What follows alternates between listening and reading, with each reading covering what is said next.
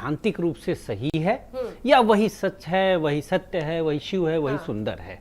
जैसे अब मुझे नहीं लगता कि राघवेंद्र जी अब मेरी बात को काटेंगे, क्योंकि अभी उन्होंने खुद कहा है कि संवाद का एक व्याकरण होता है, एक की बात काटा नहीं जाता। दीनदयाल जी चुनाव हार गए थे, लेकिन देश के बड़े नेता थे, मैं उन्हें प्रणाम करता हूं। अटल जी तो कई चुनाव लड़ते थे, उतने ही हारते थे, फिर भी देश के बड़े नेता थे। हमारे आदर्श लोहिया जी भी चुनाव नहीं जीते, हालांकि नेहरू जी से लड़े थे।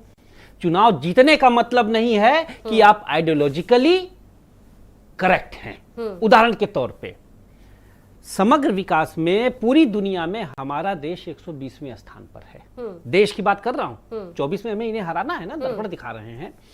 और उत्तर प्रदेश 29वें स्थान पर है। मतलब कि हाले दिल सूरतें जहां और भी खराब, चारों तरफ खराब, यहां और भी खराब। हाँ, एक चीज सच है कि हम इन बातों को उतनी चालाकी से नहीं उठा सके जिनकी चालाकी और सामूहिक रूप से ये उठा सके।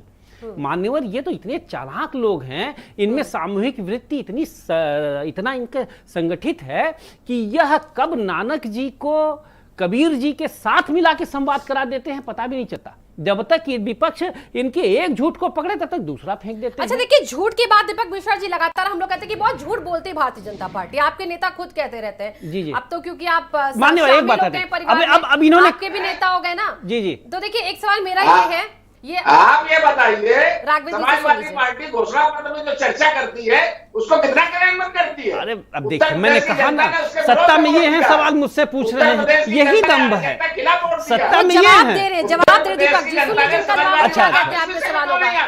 ठीक है राघवेंद्र भाई, राघवेंद्र जी ये बताइए, राघवेंद्र जी आपसे मैं सवाल पूछ रहा हूँ, देखिए पिछले साल, अच्छा मैं राष्ट्रवाद और विकास की बात करूं कि ना करूं? घोषणा पत्र आप लेकर के आए थे, उस घोषणा पत्र में मैं राष्ट्रवाद की बात करूं कि ना करूं मान्यवर? अच्छा वो घोषणा आरिफ जी, दीपक जी बातचीत कर रहे हैं, सर जवाब दे रहे हैं, ले लें दीजिए जरा, फिर आपको भी अच्छा मौका ठीक देती है। हूं मैं। अब मैं जरा सा राष्ट्रवाद और विकास की बात कर रहा हूं। हाँ। आंकड़े हैं। अटल जी कहा करते थे, जनसंघ के जमाने से सारे भाजपाई कहा करते थे कि चीन से तब तक कोई बात नहीं होना चाहिए अगर हम राष्ट्रवाद हैं तो, जब तक चीन हमारी पूरी जमीन न दे दे। इनके शासनकाल में गलवा भी ले गया, 15-25 दौर की वार्ता भी हो गई और 1 इंच जमीन नहीं आई। अब सुनिए, और राष्ट्रवाद की एक और कसौटी, अरे कसौटी, राष्ट्रवाद की कसौटी माने, और राष्ट्रवाद के पाकिस्तान के मसले पर डिबेटें हो चुकी है ना। सुनिए ना, नहीं सच तो उत्तर प्रदेश का उत्तर प्रदेश के विकास, यही राष्ट्रवाद का जो सवाल है, लेकिन वो तो जो आप कह रहे हैं बिल्कुल, अब विकास का भी बात कर ले। वंदे मातरम का नारा लगता है क्या? लीजिए, मैं बोल रहा हूँ वंदे मातरम जिंदाबाद, इसमें कौन सी बात है भाई? वंदे मातरम तो हमारे रगों में है।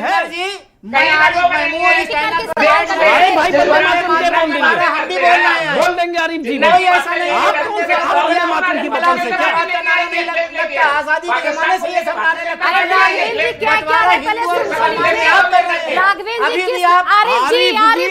रुकिए दीपक जी, आप भी रुकिए। राघवेंद्र जी जरा उस बात को क्लियर कर दीजिए, आप किस बात के नारे का जिक्र कर रहे थे, दोनों लोग समझ ले क्लियर, क्योंकि बीच में इतनी आवाजें आएंगी कि जनता क्या समझेगी किस नारे की बात आप कर रहे हैं। अब फांसीवाद जिंदाबाद, भारतीय जनता पार्टी के वंश से ही देश और प्रदेश में एक ही राजनीतिक जल है जिसके वंश से भारत माता की जय नारे लगता है। कांग्रेस, समाजवादी पार्टी, इन दोनों के मंचों से पाकिस्तान जिंदाबाद के नारे लगते हैं। सोशल मीडिया में आप लोग देख लीजिए, वंदे मातरम कहने से परहेज करते हैं अखिलेश यादव। उत्तर प्रदेश देश की जनता को बेवकूफ समझे। दीपक जी जवाब, अब राघवेंद्र जी जवाब ले लीजिए। आरिफ जी आप पहले, दीपक जी फिर आप बोल लीजिए। दीपक जी बोलिए। हलफनामा दिया हुआ था। एक मिनट हाईकोर्ट में डांट पड़ी थी। अब देखिए, अब ये सारा समय ये देखिए, सुन लीजिए राघवेंद्र जी। अब सुनिए भाई राघवेंद्र जी। अच्छा, एक बात का जवाब दीजिएगा।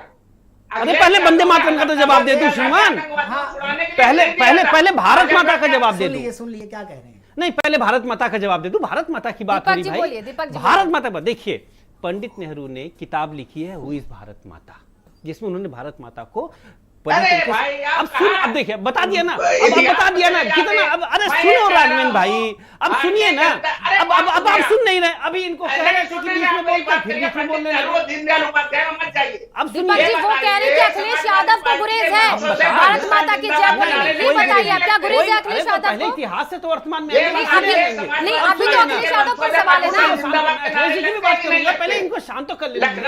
अब सुनिए, गिरफ्तार आतंकवादियों को छुड़वाने भैया आतंकवाद पे आप पहुंच गए। नहीं, अब हम ये थोड़ी कहेंगे राघवेंद्र जी, आतंकवाद पे राघवेंद्र जी, अब ये सुनेंगे। राघवेंद्र जी सुनिए, आपका ही सवाल है ना, आप ही के सवाल का जवाब दे रही हूँ मैं दीपक जी से। दीपक जी, राघवेंद्र जी कह रहे हैं कि अखिलेश यादव को अभी गुरेज है। अभी आप अखिलेश यादव पे आ जाइए जरा, क्या उन्हें गुरेज है? उन्होंने किस मन से बोला वंदे मातरम की मैं जय? अखिलेश जी के जवाब पे आ रहा हूँ। हाँ, अखिलेश जी के जवाब पे। एक मिनट, लेकिन राघवेंद्र जी क्यों सुनिए। हाँ, सुन रहे वो, आप बोलिए। राघवेंद्र जी ध्यान से सुनिए। डॉक्टर लोहिया ने भारत माता धरती माता किताब लिखी है, उन्हीं के अरे शिष्य के अखिलेश पुत्र। की बात कर रहे हैं। देखिए, अब सुन नहीं रहे हैं। अब सुनिए, आप नहीं बोल रहे थे, तो कभी घुमाने देंगे। एक मिनट, आप ही देंगे जवाब। आप नहीं सुनिए। क्योंकि ये अरे मेरे आप लोग तक- भाई राघवेंद्र जी, कहानी राघवेंद्र बहुत जी, बना अब रहे आप हैं। मेरी सुनिए। कहानी बहुत बना रहे हैं, आप ये सीधे सीधे वो बताइए। जवाब अगर मांगे सीधे से जवाब दीजिए। सीधा दीपक जी, फिर जवाब। आरिफ जी, आप भी अखिलेश जी दीजिएगा। ने 32 सभाओं में भारत हाँ, माता की एक बोल दिया। 32 सभाओं में भारत राघवेंद्र माता जी का नाम लिया 32 है। सभाओं में कहा, 32 सभाओं में कहा, अखिलेश जी दीपक ने जी ने कहा। बोला है। आरिफ जी, आप क्या कह रहे थे? देखिए राघवेंद्र जी, मैं आपसे बताऊं, जयंत चौधरी जी भारत माता की जय अपने मन से लगाते हैं, राष्ट्रीय अरे लोक दल का हर जयंत कार्यकर्ता चौधरी लगाते हैं। को अब ठहरिए, देखिए आप देखते बोलिए ना, नहीं तो मैं बोलने नहीं दूंगा आपको। जयंत चौधरी आप लगातार आप नहीं बोलेंगे, यही अब बोलती अब आप है। जवाब सुन यही लीजिए। नहीं नहीं, अब यही आप भारत चिल्लाइए माता मत, की पिलाओ, जय बोल झूठ मत दीजिए। बोलिए आप। मैं तो ये कह रहा हूं मैडम कि यहाँ मजबूत से मजबूत लोहा टूट जाता है, जहाँ झूठे इकट्ठा हो तो सच्चा टूट जाता है। ये झूठे लोग हैं, ये इस चैनल में भी बैठ करके झूठ अच्छा। बोल रहे हैं कि सच्चे लोग बैठे हुए हैं, अपनी बात न कह पावे। अच्छा। आरिफ महमूद, वो लोग मैं मुसलमान होकर के मैं भी नारा लगा रहा हूँ, वंदे मातरम। अब आप सुन लीजिए, भारत माता की जय जय का नारा हो मैं भी गया लगा भैया, रहा हो हूँ। गया। आप भारत माता बताइए, की जय होगी, आप वापस आ गोडसे जाइए। मुर्दाबाद का नारा क्यों नहीं लगाते? वापस आ जाइए, अब आप वापस आ बताइए, जाइए। गोडसे मुर्दाबाद का नारा आप क्यों नहीं लगाते? वापस आ जाइए। गोडसे का मुद्दा नहीं ना आरिफ जी यहाँ पर। नहीं है तो फिर नहीं, बताओ गोडसे का मुद्दा नहीं, ये भारत हमको माता का चैलेंज मुद्दा हो करें, ये गया क्यों ना। नहीं लगाते हैं? गोडसे का नारा। मुद्दा नहीं, शांत हो जाइए सभी लोग, प्रज्ञा जी शिकायत करके पार्टी से निकलवा देंगी। साफ हो जाए, चुप हो जाइए ना। अडवाणी अब जी चुप जिन्ना, हो जाइए। अरे नहीं, राघवेंद्र जी बताइए, अडवाणी जी जिन्ना जी के मजार पे चादर आरिफ चढ़ाने जी, गए, आरिफ जी, उनको आरिफ आप जी, क्यों आरिफ जी, निकाल रुक रहे हैं जाइए। अब पार्टी आप से? रुक जाइए आरिफ जी, रुक जाइए ना। अब हमें नहीं जाना गोडसे पे और वहां पर वंदे भारत के अब यहाँ पे नारे नहीं लग रहे ना। अभी यहाँ पर वोट बैंक और नहीं तो 22 मेरी की चुप चीजों पर कहाँ से फैसला हो रहा है। होंगे? सब चुप हो रहे, एक एक करके मैं आऊंगी। अब मैं चलूंगा अमिताभ जी के पास। अमिताभ जी देखिए, यहाँ पर आपने सुना वंदे मातरम की बात हो गई, सारी बातें हो गई। कहा जा रहा है भारतीय जनता पार्टी झूठी पार्टी है, कुछ भी हो, कितनी भी झूठी हो, जीत तो गई ना। सारे समीकरण ध्वस्त तो कर दिए ना। आखिर जनादेश तो है, जनादेश को कोई स्वीकार करेगा कि नहीं करेगा?